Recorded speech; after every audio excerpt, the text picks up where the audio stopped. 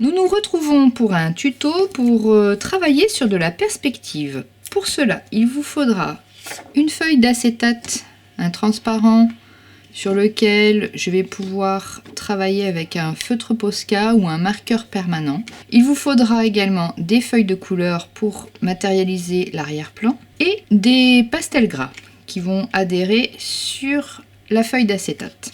Il vous faudra également une reproduction d'une image avec de la perspective, en l'occurrence un paysage. Donc moi j'ai choisi avec une route placée en son centre et on voit bien toute la perspective, comment elle fonctionne. Donc je vais commencer par coller mon plastique sur ma feuille et avec mon feutre Posca je vais pouvoir tracer tous les éléments du paysage importants. Donc la limite des nuages, les poteaux électriques, les différents étagements de plans qui constituent la profondeur de ce paysage.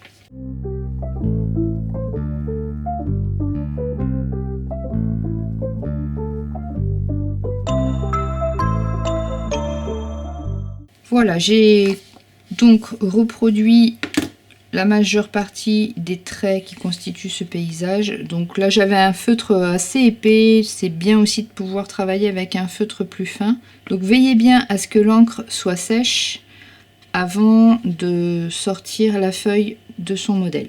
L'encre étant bien sèche, je vais pouvoir sortir les scotch.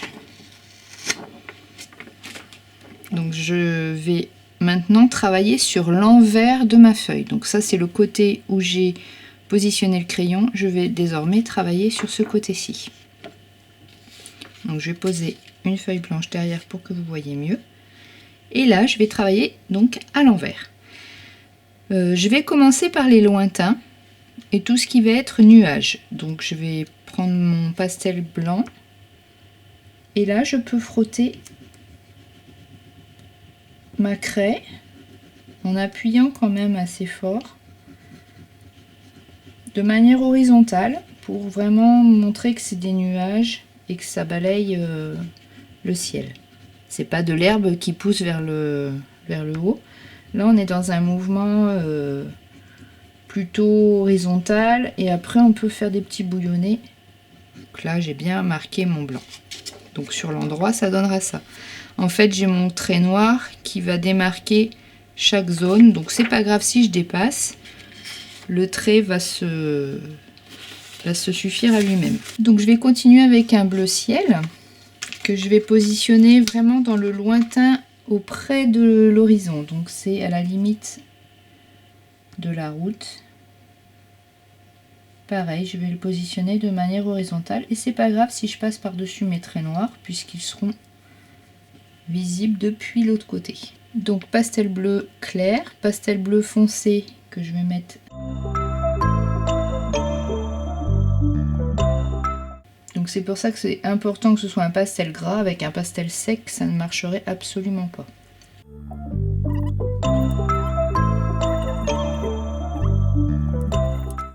Un joli dégradé et ça fait bien un effet de perspective aérienne. La perspective aérienne, c'est quand les couleurs s'éclaircissent vers le lointain pour vraiment creuser la perspective.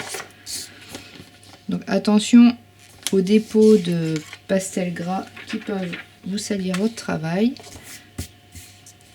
Donc on nettoie bien, on remet la feuille sur l'envers et là je vais travailler les verts, les couleurs vertes et pareil je vais aller du plus clair vers le plus foncé. Je peux même superposer deux teintes, une espèce de gris auquel je vais ajouter du vert clair. Et là je vais mettre mon vert clair tout seul. Donc là c'est du végétal, je peux faire des petits mouvements circulaires pour que ce soit pas trop rigide non plus. Et je vais commencer à foncer plan par plan.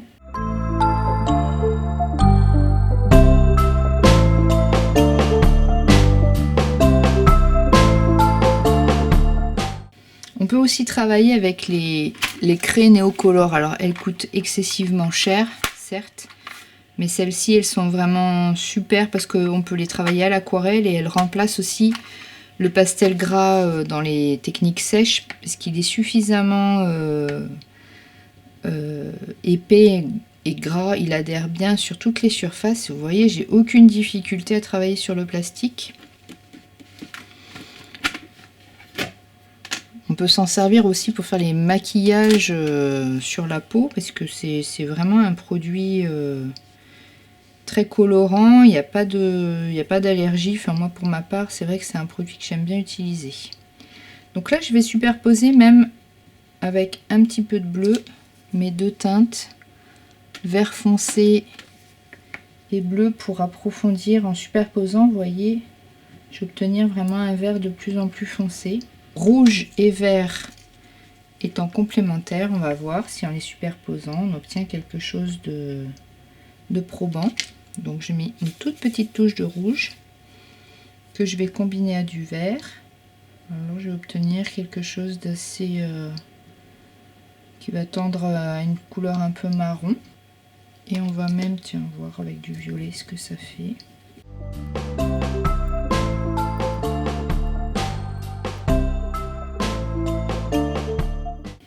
Après, on peut aussi tout à fait travailler des couleurs un petit peu exagérées à la manière des peintres fauves. Donc on ne peint pas ce que l'on voit dans la réalité, on l'exagère. On peut mettre des couleurs vraiment pas du tout naturelles, du violet, du rouge, pour vraiment donner un aspect tonique.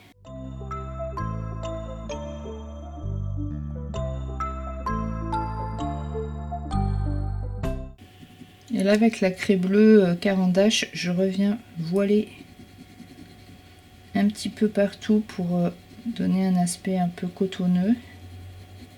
Voilà pour ce qui est du paysage. Je vais maintenant travailler ma route. Donc on a vu que sur le modèle, on avait cette ligne jaune, cette double ligne jaune en son centre. On va la marquer.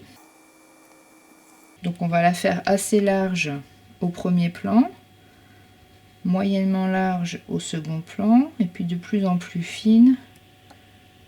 Et à la fin, on la devine juste. Donc je vais ensuite travailler mes gris, donc du plus clair dans le lointain. Et je vais petit à petit le foncer en revenant vers l'avant. Alors vous avez vu, je ne passe pas sur le jaune pour le préserver un petit peu et éviter d'avoir une couleur pas très sympa. Donc je superpose avec un peu de blanc pour fondre un peu mes couleurs. Ça va faire un travail d'estompe.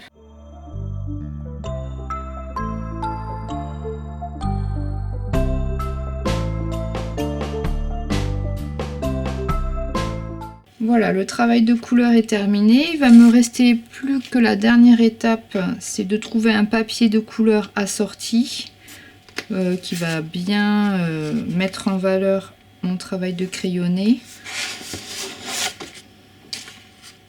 Le jaune est pas mal, voilà, on peut tester.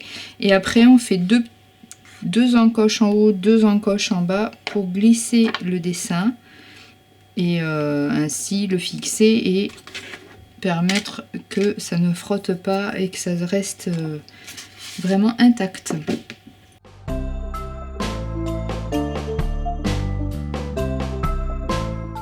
Voilà, deux encoches en haut, deux encoches en bas.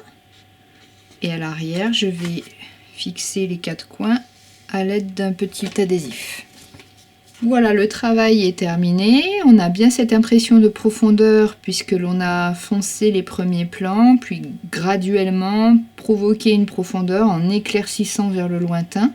Il y a les rapports d'échelle qui sont matérialisés également par les poteaux électriques qui rapetissent vers le lointain. Et un travail qui peut être rigolo à faire en superposant nos touches de pastel gras. Ce tuto vous a été présenté par l'Office culturel du Pays du Ras et je vous invite à consulter mon blog Michaëlle Delamé et ma chaîne YouTube pour d'autres tutos. À très vite!